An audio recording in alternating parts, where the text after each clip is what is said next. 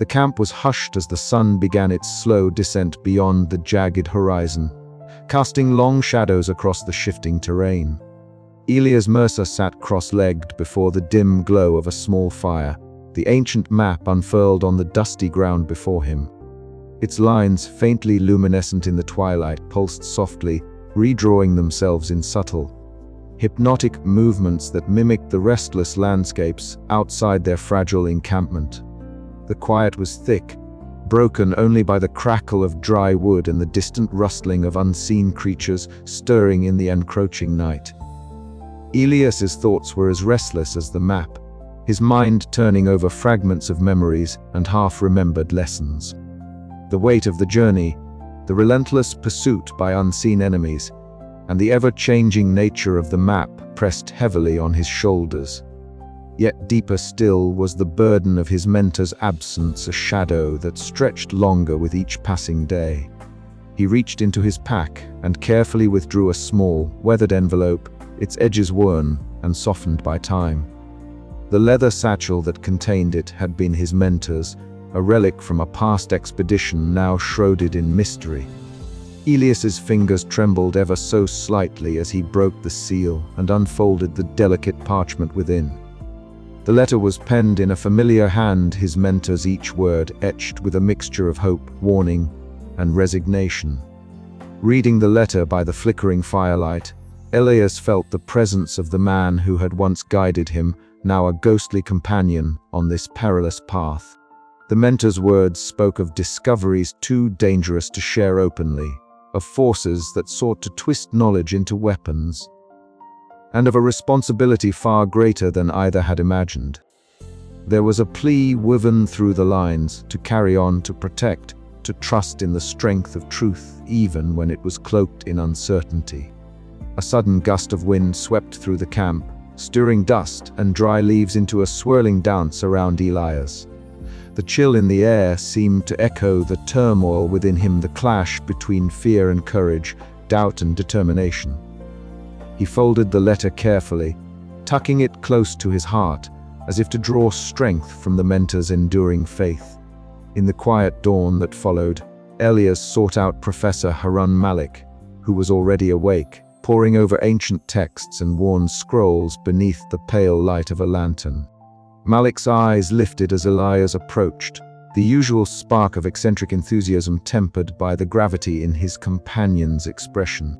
"I found something," Elias began, voice low but steady, "a letter from my mentor. It changes everything." Malik motioned for him to sit, the flickering light casting deep shadows across his weathered face. "Then it is time," the professor said softly, "to carry more than just the map, to carry the legacy it represents." Their conversation stretched long into the morning, weaving through memories, fears, and hopes. Elias spoke of his isolation, his reluctance to trust, and the heavy solitude of being the map's guardian. Malik listened, offering wisdom born of years, chasing myths and truths alike. By the time the sun broke fully over the horizon, painting the shifting lands in hues of gold and amber, Elias felt a transformation within himself. The solitary seeker was no more. In his place stood a leader, forged not only by knowledge but by the courage to bear the burdens of legacy and responsibility. As the camp stirred to life around him, Elias folded the map with renewed purpose. The path ahead remained uncertain and fraught with danger, but now he walked it with the steady conviction of a man who understood that the past was not a chain to bind him, but a foundation upon which to build the future. The map pulsed once more, its lines glowing brighter with the dawn, as if acknowledging its guardian's awakening. Elias rose, the weight of legacy a mantle he was ready to wear, and stepped forward into the ever-shifting world that awaited. Yet, even as hope blossomed within him, a shadow lingered at the edge of his vision, a reminder that the greatest challenges were yet to come. He tightened his grip on the map's worn edges, eyes sharp behind round glasses, and prepared for the trials that would test everything he had become. The journey was far from over, it was only beginning. The shadows clung to the jagged walls of the cave like a living thing, swallowing the flickering light from the small fire we had managed to kindle. The air was thick with the scent of damp earth and the faint metallic tang of tension. Around us, faces once familiar now seemed etched with suspicion and doubt. It was a night unlike any other, one where trust was a fragile thread stretched taut to breaking. I sat cross-legged, my fingers tracing the worn edges of the map's latest form, now folded and refolded countless times. The living map had guided us through ever-shifting terrains and ancient ruins, but tonight it felt as if it were mocking me. Its secrets just out of reach, while the greatest threat came from within our own ranks. Jade had been the first to notice the irregularity. Her fingers danced across the keyboard and screens with a practiced ease, but the alarm in her voice shattered the calm. "Elias, you need to see this." I intercepted a transmission coded, but unmistakably a leak from our own group. Someone's feeding cross-forces our coordinates. The room fell silent, the weight of her words settling like a stone. Eyes darted, searching for answers, for the face behind the betrayal. "It can't be," Lena murmured, her jaw clenched tight. "We're a team. We watch each other's backs." "Apparently, not all backs," I said, voice low but firm. "We need to find out who." Professor Malik adjusted his glasses, his usual absent-minded demeanor replaced by a grave seriousness. "This changes everything. If Cross knows our moves, our chances diminish by the hour." Marco leaned forward, eyes narrowed. "We can't afford to waste time pointing fingers blindly." "But someone here is working for him." The accusation hung in the air, heavier than any physical burden we'd carried. The group fractured, conversations turning into whispered accusations. It was a war not just against Cross's mercenaries, but one that gnawed at the very fabric of our alliance. I stood, feeling the weight of leadership pressing down. "Listen, we don't have the luxury of fracturing further. We have to act smart, act fast. Jade, keep tracking the transmissions. Marco, help secure our perimeter. Lena, stay close. Malik, prepare whatever knowledge you have, we might need it sooner than later." Lena caught my eye, and in that brief glance, there was unspoken understanding. We had survived dangers outside, but this was a different kind of peril. Hours passed in a tense blur. Jade's screens flickered with streams of intercepted data. Slowly, patterns emerged, a name, a voice, a familiar cadence. The traitor's identity was unmasked, someone we had trusted implicitly. The revelation hit like a thunderclap, disbelief mingling with a bitter sting. Confronting them was inevitable. The meeting was called in the cave's deepest chamber, the fire casting long, flickering shadows. The accused stood stoically, silence their only defense. The group's fury was tempered by the necessity of caution. Rash actions could cost us dearly. "Why?" I asked, voice barely above a whisper. "Why betray us?" Their eyes didn't meet mine. "You don't understand the stakes," came the cold reply. "Cross offers order something this world desperately needs. You rechasing myths. I'm ensuring survival." The words felt like a knife twisting in the heart of everything we believed. Survival at the cost of betrayal, a damning trade-off. Before we could respond, they slipped into the shadows, disappearing into the night's embrace. The group was left shaken, vulnerable.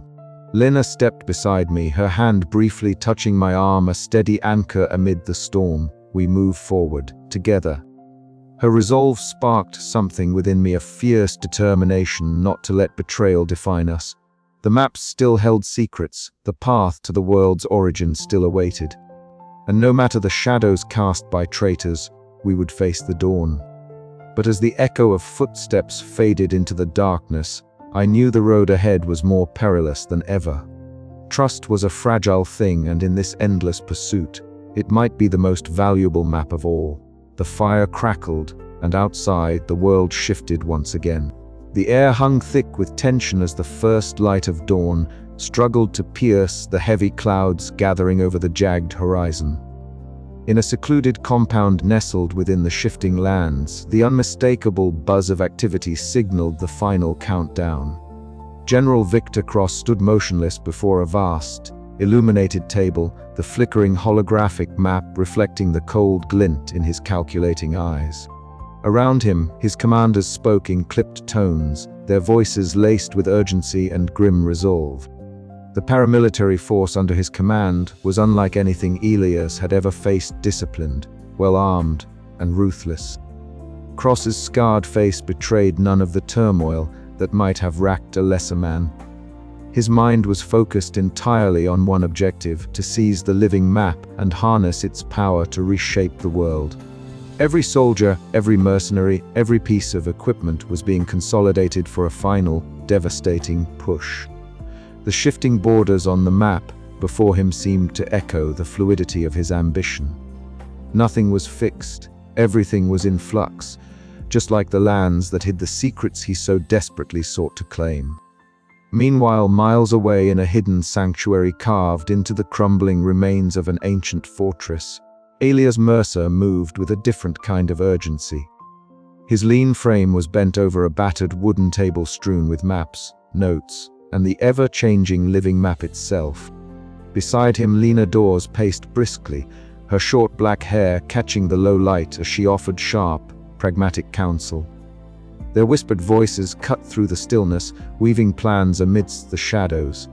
"We don't have long," Lena said, her tone crisp but edged with concern. "Cross won't wait for us to be ready." Elias nodded, his sharp eyes behind round glasses flicking between the shifting lines of the map. "I know, but rushing in without a plan is exactly what he wants. We need to be smarter than that." "Smart and fast," Lena countered, folding her arms. "Otherwise, we just bait."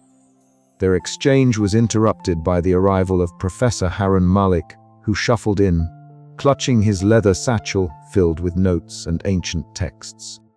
His graying beard was unkempt, and his eyes sparkled with a mix of excitement and anxiety. "If I may," he began, "the history embedded in this region suggests hidden sanctuaries, places where the map's power could be protected or lost forever. We must consider these as fallback points." Elias absorbed the professor's words, weighing every possibility. Despite the academic's eccentricity, his knowledge was invaluable. "Good thinking, Harun. We'll map out those sites next." Outside, the sound of the restless land was a constant reminder of the world's volatility. Marco Silva led a reconnaissance team through the treacherous terrain, his keen eyes scanning every shift in the earth and sky. The wind carried faint echoes of distant movements across his forces, no doubt closing in with the inevitability of a storm. Marco's voice crackled softly over the comms. "All clear on this side, but the terrain's changing faster than usual. Watch your step."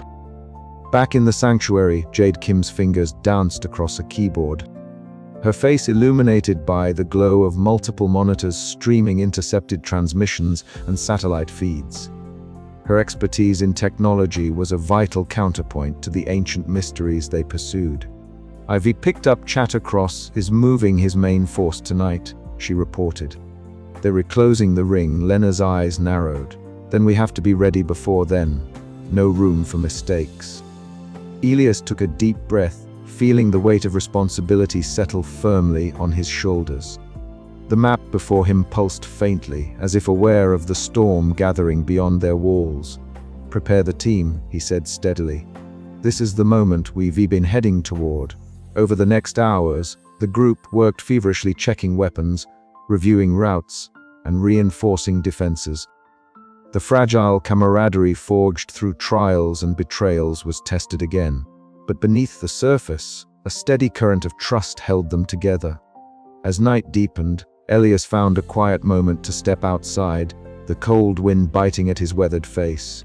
The shifting land stretched endlessly before him, a landscape alive and unpredictable.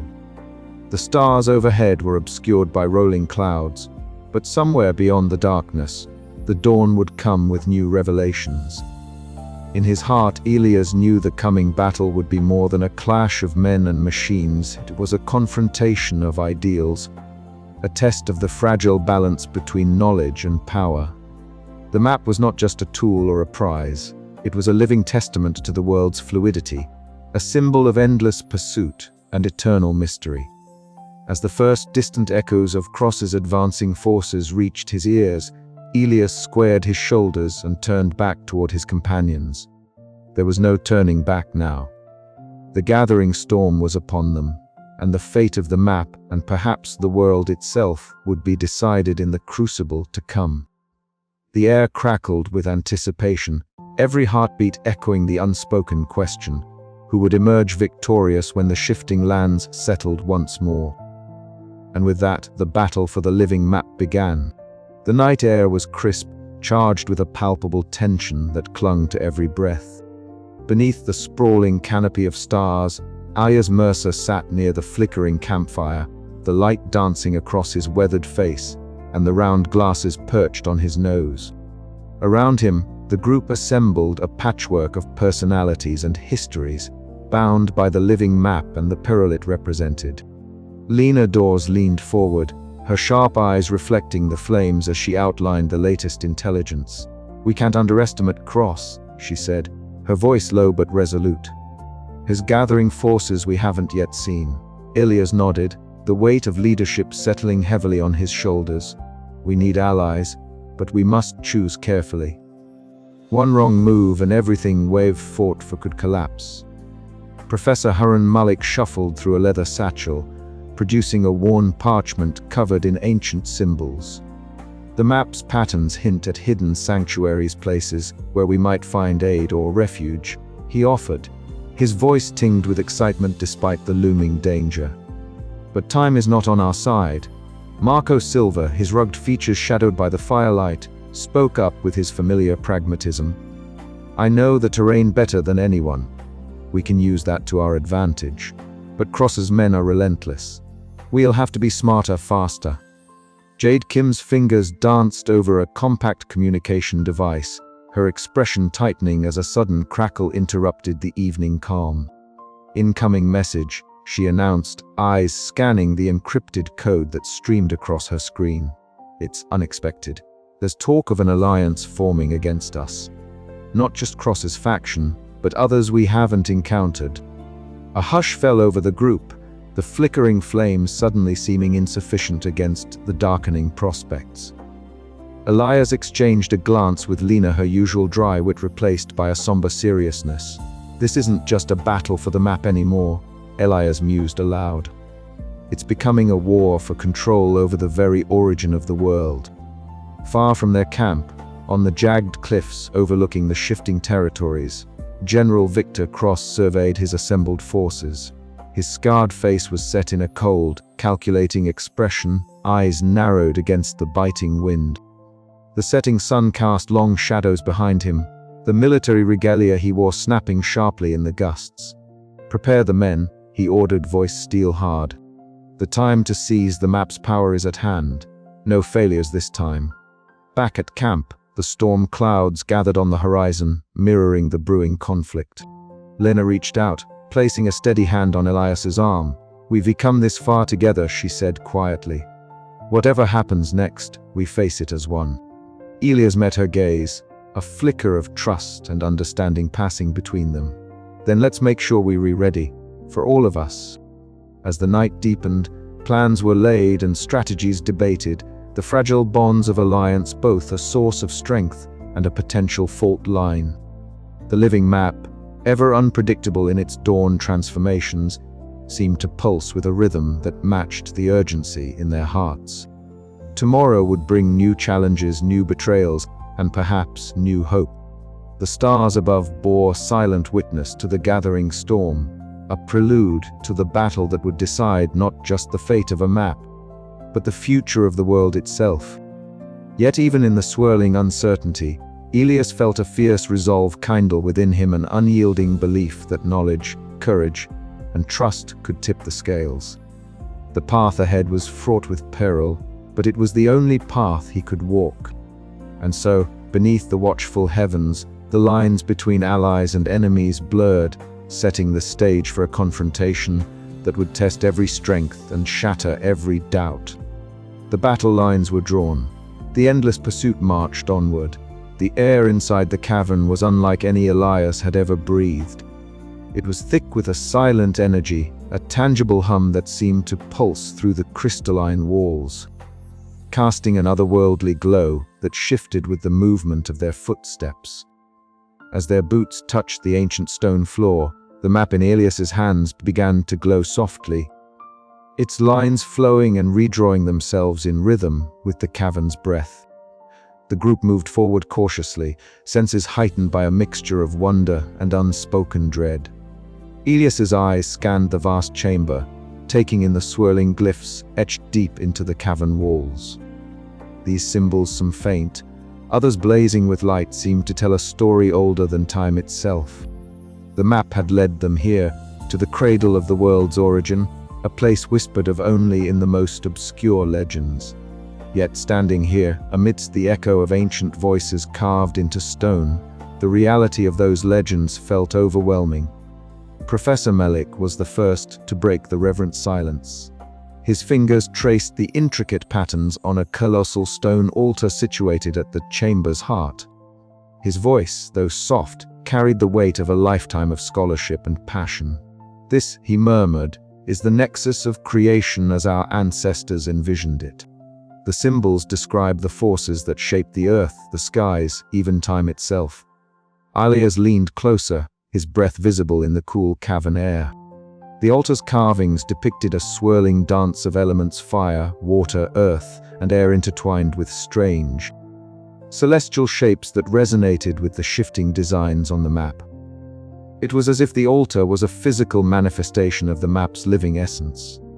"But this is more than myth," Malik continued, his eyes shining with a fervent light. "It's a record, a mechanism. The map is not merely a guide, it's a key." Lena's sharp gaze swept the cavern's entrance, her stance unyielding. "We were not alone," she whispered, tension clear in her voice. "Cross's men are close. We need to move quickly." Marco nodded, his familiarity with the unpredictable terrain evident in his calm demeanor. "The land shifts, but the cradle remains constant, at least for now. We must uncover what the map wants us to see before it's too late." Jade's fingers danced over a compact device, monitoring faint signals on the outskirts of their position. "They're reapproaching fast. We have minutes, maybe less." Elias swallowed hard, the weight of their mission pressing down upon him. The map pulsed in his hands, now radiating a warm, intense light that seemed to sync with the beat of his heart. The final transformation was underway. Suddenly, the altar's carvings began to glow, the symbols shifting and aligning with the map's luminous patterns. A low vibration filled the chamber, a deep, resonant hum that shook the very air. The ground beneath them trembled slightly, and a shaft of light burst forth from the altar, illuminating a hidden compartment. Inside lay an ancient tome, its leather cover embossed with the same emblem now glowing on the map, a radiant sigil that seemed to embody the essence of the cradle itself. Elias reached out, fingers trembling as he opened the book. The pages within were filled with strange diagrams, celestial charts, and text in a language that felt both foreign and deeply familiar. "This is the origin," Elias whispered, or thick in his voice. "Not just of the world, but of knowledge itself." Malik leaned in, eyes wide. "It's the foundation of all we understand about our place in the cosmos. This knowledge has been guarded here, waiting for the right moment and the right person to reveal it." But the moment was not theirs alone. A distant rumble echoed through the cavern entrance: footsteps, voices, the unmistakable clatter of weapons. Cross's forces were upon them. "We have to decide," Lena said urgently. "Do we safeguard this secret here, or take it with us and risk it falling into the wrong hands?" Elias's mind raced. The map's power was beyond anything he had imagined. It could change the course of history, but it could also unleash devastation if misused. His fingers tightened around the map's glowing surface, a silent vow forming in his heart. "We protect it," he said firmly. "No one else must wield this power. Not Cross, not anyone." The group prepared to defend the cradle, their resolve hardening as the shadows of their pursuers grew nearer. In this place where the world had begun, Elias understood that their journey was only just beginning. The cradle had revealed its secrets, but with revelation came responsibility and a battle that would decide the fate of knowledge, power, and the very origins of their world. As the first clash of steel echoed through the cavern, Elias glanced once more at the radiant emblem glowing in his hands. The map had brought them here, but it demanded vigilance and courage for what lay ahead. The cradle of the world was no longer just a legend, it was their battleground, their sanctuary, and the key to a future that was still unfolding. And as dawn crept over the shifting lands outside, Elias knew that the story of the map and of their lives was far from over.